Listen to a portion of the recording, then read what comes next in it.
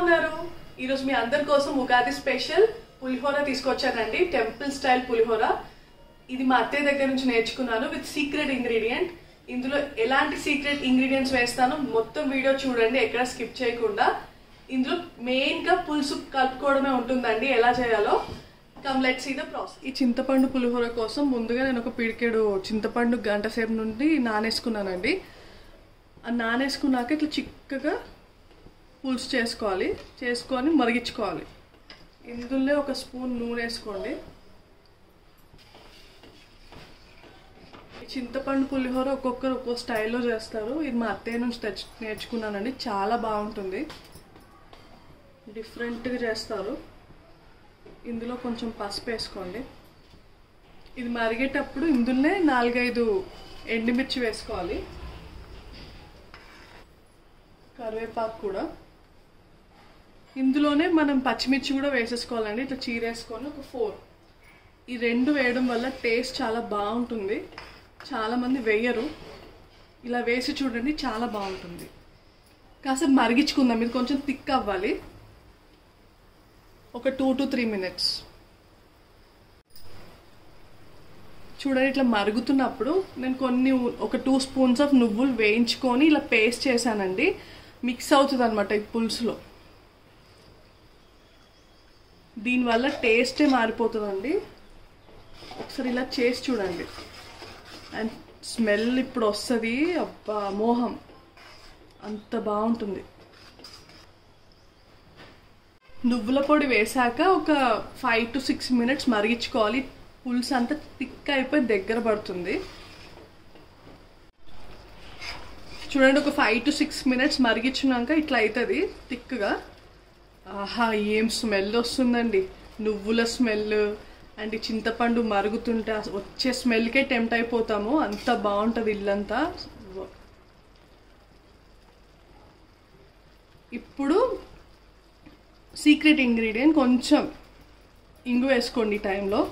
మళ్ళీ పోపులో కూడా వేసుకోవాలి, సో కొంచెం వేసుకోండి ఈ టైంలో. ఇంకొంచెం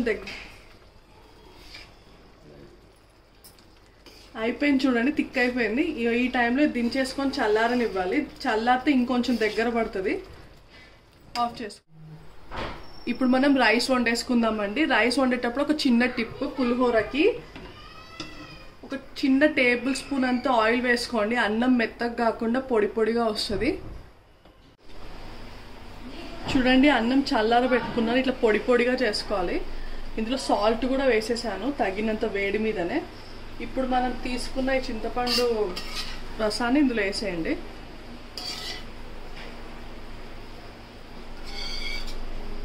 ఇది కలిపేసుకున్నాం.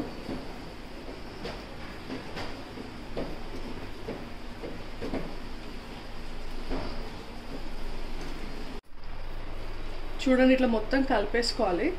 ఇప్పుడు పోపు పెట్టుకుందాం. ఇందులో పండగ రోజు ఇట్లా పులిహోర కలుపుకొని తింటే ఆ ఫీలే వేరు కదండి. పండగ అనే ఫీల్ వచ్చేస్తుంది. ఇప్పుడు ఇందులో మనం పోపు పెట్టేసుకుందామండి. ముందుగా కడాయి పెట్టుకొని ఇందులో ఒక 3 spoons ఆఫ్ ఆయిల్ వేసుకున్నాను. అది ఆయిల్ వేడెక్కాక ఒక టీస్పూన్ జీలకర్ర అండ్ ఒక టీస్పూన్ ఆవాలు వేసుకోండి.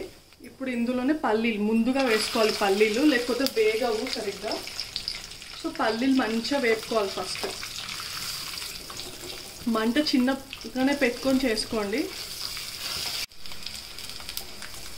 చూడండి, ఇట్లా వేగాలి. తర్వాత ఇందులోనే శనగపప్పు వేసుకోండి, జీడిపప్పు వేయండి,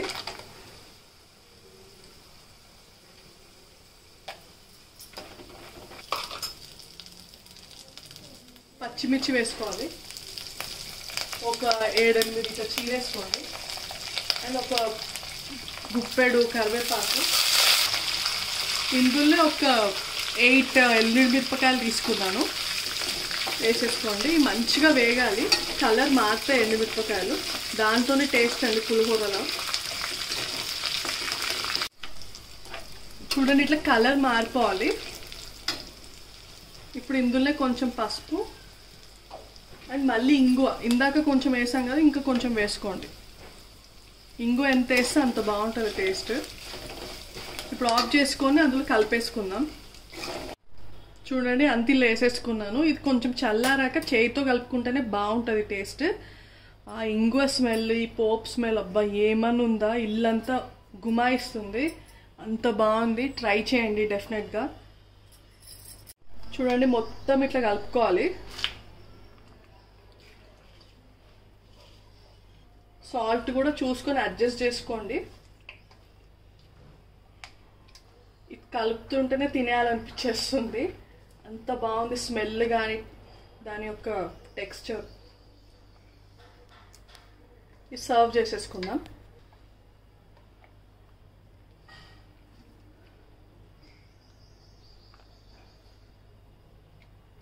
Come, let's taste this సాంప్రదాయ తెలుగింటి పులిహోర.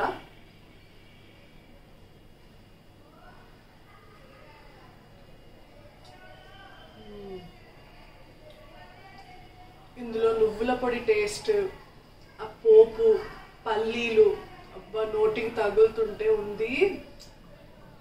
ఇంగువ స్మెల్ కానీ, ఆ టేస్ట్ కానీ, ఫ్లేవర్ కానీ సూపర్ ఉందండి. వావ్, ఇది కదా ఉగాది పండగ అంటే. Please subscribe. Bye bye.